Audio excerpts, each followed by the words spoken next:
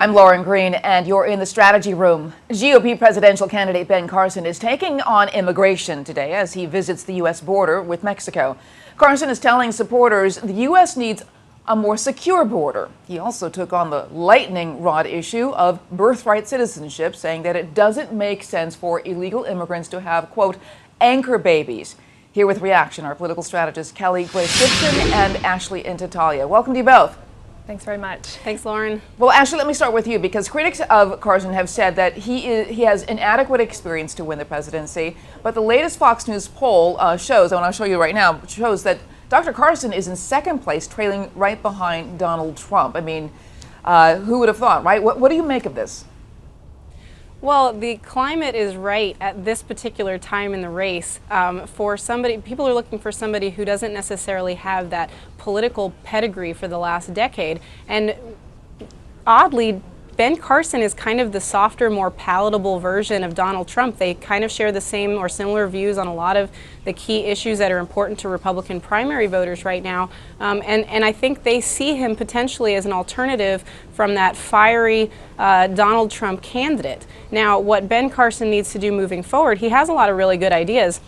I think he's hitting all the right points, but now he needs to sit and put together a team of people who can back him and advise him. He's not going to get away with Donald Trump's version of being advised, where he tells us that he likes certain generals and ambassadors to watch on TV. If he can do that and really start to put out a plan on how he wants to tackle immigration, he's going to there's a market for him to rise in the polls. All right, and the candidates, go ahead. Yeah, I want to talk with Kelly right now, because I want to bring her in on this, because, you know, Carson, they're saying he has inadequate experience, but they've had to move one of his rallies to another venue because he had so many people there that the original venue couldn't fit him. So, what does he need to focus on? I mean, what do you make of this latest poll that has him in second place? Sure, yeah. I mean, I think it's exciting that so many Americans are interested in understanding what the other GOP presidential candidates can bring to the table. I agree that coming into the role of the President of the United States without any experience governing could be a problem. And I think that Ben Carson comes from a pretty fundamental Christian viewpoint, an extremist viewpoint that is not on par with the average American. But the moving it to a larger venue is a great sign that people are paying attention and that people are maybe tiring of Donald Trump. Now, there are some frightening similarities in what Donald Trump stands for that Ben Carson agrees with, immigration being one of them. You're talking about the birthright, the anchor baby issue. Yes. That changing the United States Constitution about citizenship is not really a realistic approach to immigration. And in fact, a recent Fox poll says 64% of viewers agree with some sort of path to citizenship. So it's also not on par with the average American. So I think that these candidates need to start thinking about how they're going to win over a large sector of the popular vote. And it's an important piece of the vote that can't be taken for granted or manipulated in this way. Actually, as for immigration, Dr. Carson, you were talking about that, said that we not only need to focus on the southern border to prevent illegal immigration, but realize that illegal immigrants are coming from all over the world. Is this a standpoint you think more GOP candidates like Donald Trump ought to be adopting?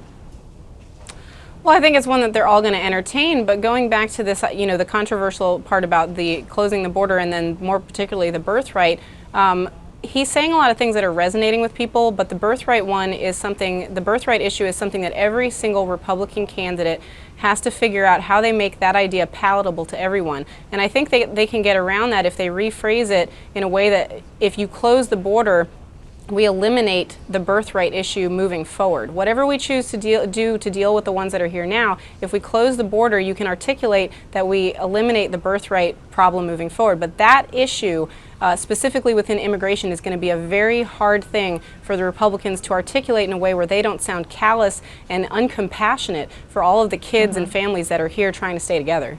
But Kelly, but I'm sorry, Ashley, we're talking about the polls. He does stand out, but there is a criticism, and I wanted to address this, is that he doesn't have the legislative experience. How can he overcome that?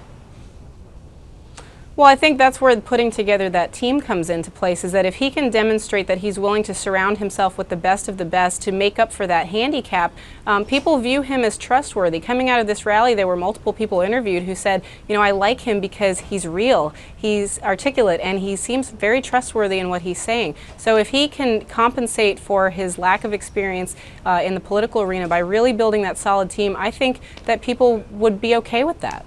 Okay, but Kelly, what does that give the Democrats if you've got a candidate that basically doesn't have legislative experience?